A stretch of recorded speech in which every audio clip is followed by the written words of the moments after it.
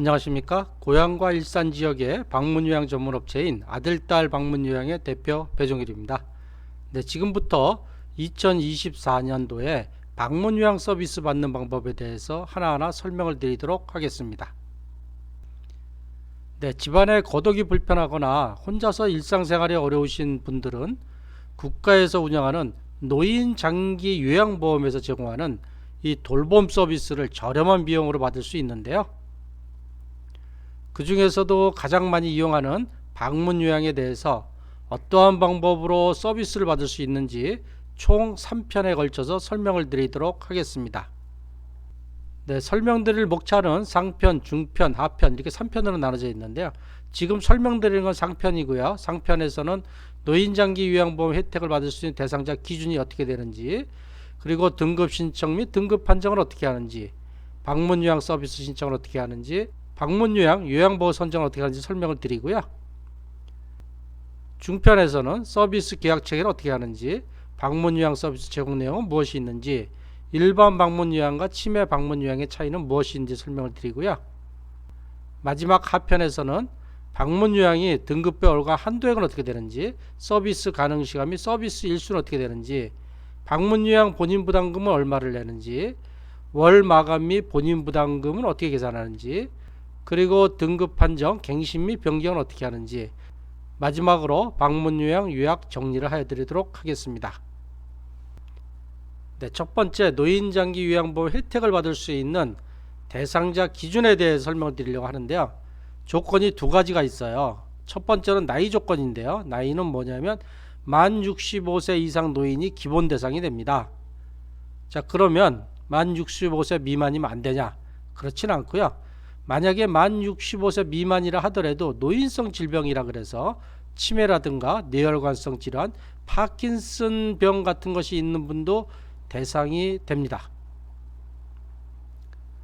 두 번째 조건은요, 도움 필요 조건이에요. 나이만 65세 이상이라고 되는 게 아니고 6개월 이상 혼자서 일상생활을 수행하기 어려워서 도움이 필요하신 분이어야 합니다. 이렇게 첫 번째 나이 조건과 두 번째 6개월 이상 일상생활이 불편한 이 두 가지 조건이 모두 충족되어야만 등급을 받을 수 있고, 이렇게 등급을 받아야만 노인장기 요양보험의 혜택을 받을 수가 있습니다. 지금 말씀드린 이 두 가지 조건에 해당이 되시면 소득과 재산이 아무리 많아도 등급을 받을 수 있어요. 뭐 재산이 100억, 200억 이렇게 해서 등급을 받을 수 있고, 또 자녀가 같이 살면서 돌보고 있는 상태라도 등급을 받아서 노인장기 요양보험의 혜택을 받을 수가 있습니다. 네, 두 번째로는 그러면 등급 신청은 어떻게 하고 등급 판정받는 절차에 대해서 설명을 드리려고 하는데요. 크게 두 가지 단계로 나눠지는데, 첫 번째 단계로서는 장기 요양 인정 등급 신청을 하는 겁니다. 자, 대상은 어떻게 된다 그랬죠? 만 65세 이상 노인이 기본이 되고, 만약에 65세 미만이라 하더라도 노인성 질병이 있는 자도 대상이 되시고요. 자, 신청 양식은 장기 요양 인정 신청서라고 있어요. 간단합니다. 그 신청 자격은 본인이 하셔도 되고 가족이 대신해도 되고 친족이나 사회복지 공무원이 해도 되는데요. 저는 가족이 하는 걸 추천해요. 본인이 직접 가서 하시게 되면 그만큼 건강하다고 볼 수도 있기 때문에 저는 가족이나 친족이 하는 것을 권장을 드립니다. 그 신청 장소는 국민건강보험공동 전국지사 고객센터에 가시면 이 노인장기 요양보험 운영센터가 있어요. 그래서 고객센터에 가시면 그 등급 신청하는 창구가 딱 보입니다. 거기 가서 하시면 되고요. 자, 신청 방법은 어떻게 합니까? 직접 그 보호자 가족이 이 국민건강보험공단 전국지사로 방문해서 신청서를 쓰셔도 돼요. 그 다음에 신청서를 써서 팩시로 보내거나 우편으로 보내도 되고, 또 인터넷으로 신청할 수도 있습니다. 이때 직접 방문하거나 팩스로 보내거나 우편할 때는 신분증을 지참하거나, 또는 신분증을 같이 팩스 보낼 때, 우편 보낼 때 같이 보내야 한다는 것도 같이 기억하시면 좋겠습니다.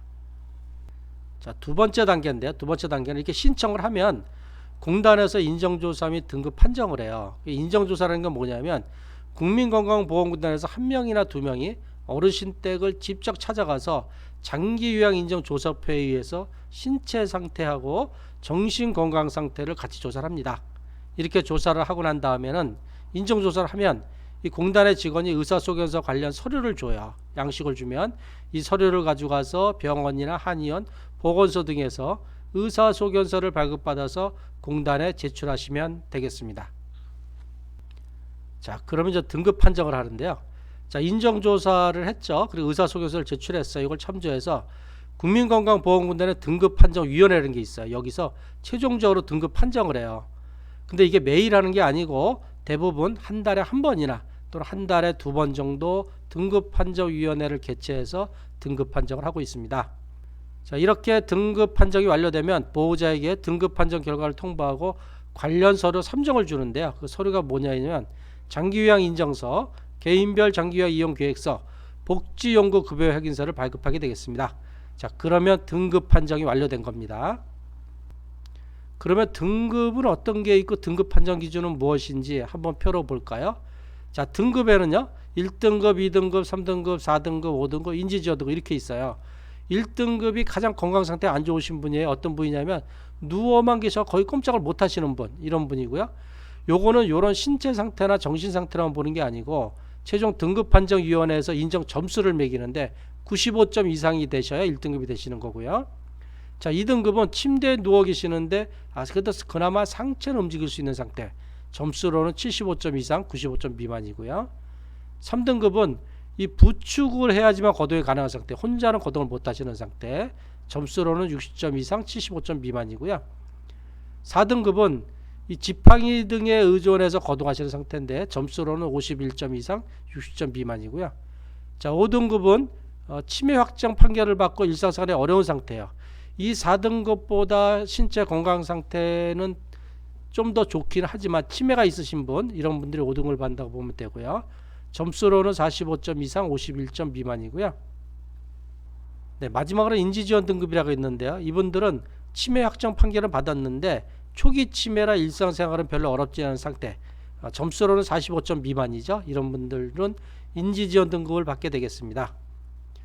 여기서 조금 더 제가 보완 설명을 드리면 이 5등급하고 인지지원 등급은 치매라고 썼잖아요. 왜 이렇게 썼냐면 이 1등급에서 2등급, 3등급, 4등급은 치매가 있어도 되고 치매가 없어도 상관이 없어요. 근데 이 4등급보다 신체 상태는 좋지만 이 치매가 있으신 분들은 5등급이나 인지지원 등급을 받을 수 있다, 이렇게 보시면 됩니다. 그래서 혹시 일부적 오해하고 계신 분도 있는데요. 장기요양 등급을 받으려면 무조건 치매가 있어야 되나요? 이렇게 물어보시는 분이 있는데 그렇지 않습니다. 치매가 없어도 이렇게 신체 상태가 안 좋으시면 등급을 받을 수가 있고요. 단지 이렇게 4등급이나 5등급 이렇게 되시는데 4등급 정도 되시는 것 같은데 등급이 나올 수도 있고 안 나올 수도 있는데 치매가 있다 라고 하면은 좀 더 등급 받는 데 유리하다, 이렇게 보시면 되겠습니다. 자, 이렇게 등급을 잘 받으셨잖아요. 그럼 이제부터는 방문요양 서비스를 신청하는데 어떻게 신청하는지를 알려드리도록 하겠습니다. 자, 신청 자격은요, 국민건강보험공단으로부터 등급 판정을 받은 어르신인데 1등급, 2등급, 3등급, 4등급, 5등급까지 가능하세요. 자, 아까 말씀드린 인지지원 등급은 안타깝지만 쥐약암보호센터는 달 수 있죠. 방문요양을 할 수가 없어요. 그리고 등급 판정을 못 받으신 분들 있죠. 자, 이런 분들도 만약에 방문요양을 꼭 받고 싶다 그러면 그냥 서비스 금액을 전액 부담하는 경우는 방문요양 서비스를 받을 수가 있겠습니다. 근데 이 등급을 받으신 분들은 방문요양 서비스를 받으면서 최대가 본인 부담금 15%만 내면 되니까 저렴하게 방문요양 서비스를 받을 수가 있겠습니다. 자, 이렇게 등급 판정을 받으신 후 이용 가능한 서비스가 뭔지 좀 알아볼까요? 자, 크게 재가급여, 시설급여, 기타 재가급여, 특별현금급여 이렇게 네 가지로 나눠져요.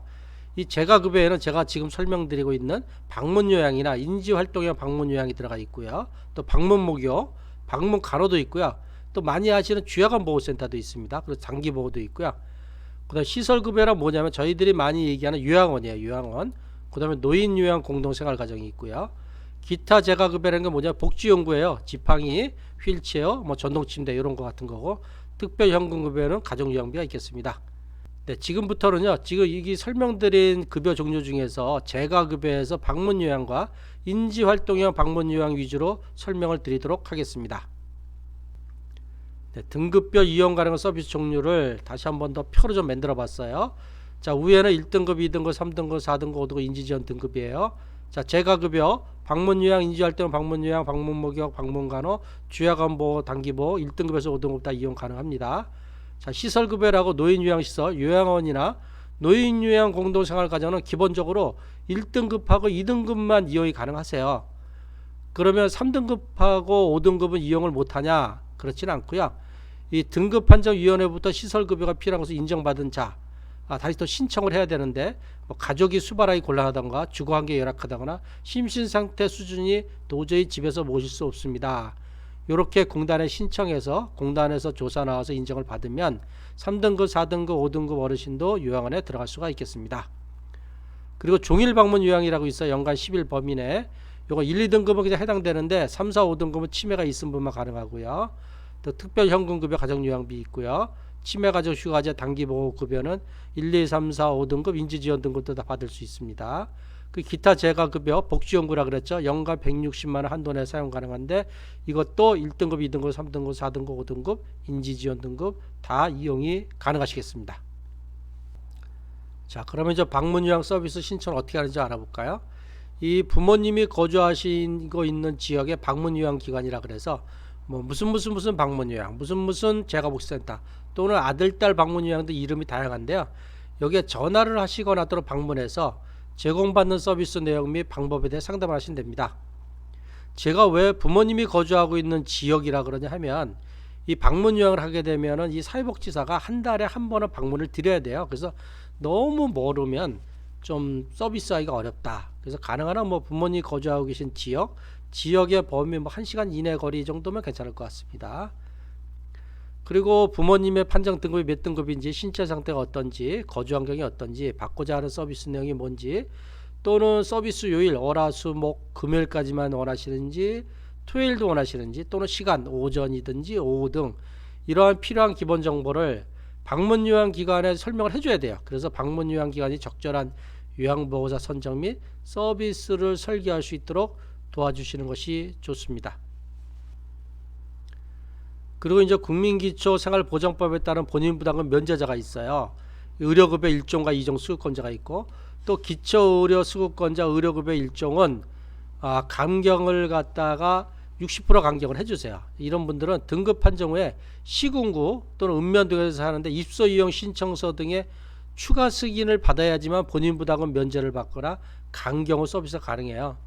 따라서 의료급여 1종이나 2종이신 어르신이 있죠. 등급 받으신 분들은 이 서비스 신청 시에 방문요양기관에 의료급여 1종입니다, 2종입니다. 미리 설명을 해주시는 게 좋습니다. 자, 그러면 이제 방문요양보호사를 선정을 해야 되겠죠. 요양보호사가 방문해 서비스를 해야 되니까요. 자, 이 요양보호사는 어떤 분인가요?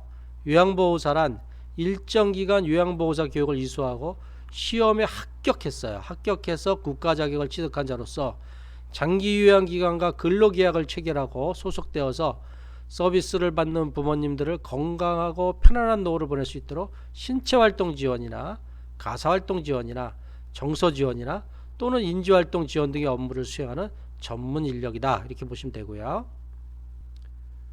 그런데 이제 5등급 받으신 분들이죠. 이 5등급은 인지활동형 프로그램만 제공해야 돼요. 그런데 이때 요양보호사는 치매에 대한 이해 및 치매 환자 돌봄의 전문성 향상시키기 위한 치매 전문 교육을 이수 후 합격한 전문가만 서비스 제공이 가능하다.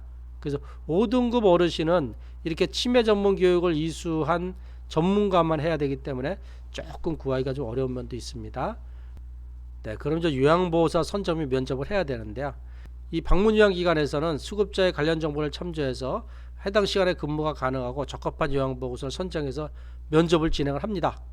그리고 이 면접 보는 거는요, 수급자가 계시는 집에서 하는 것이 일반적이에요. 왜 그러냐면 보호자나 수급자도 요양보호사 적합한지 보셔야 되고요.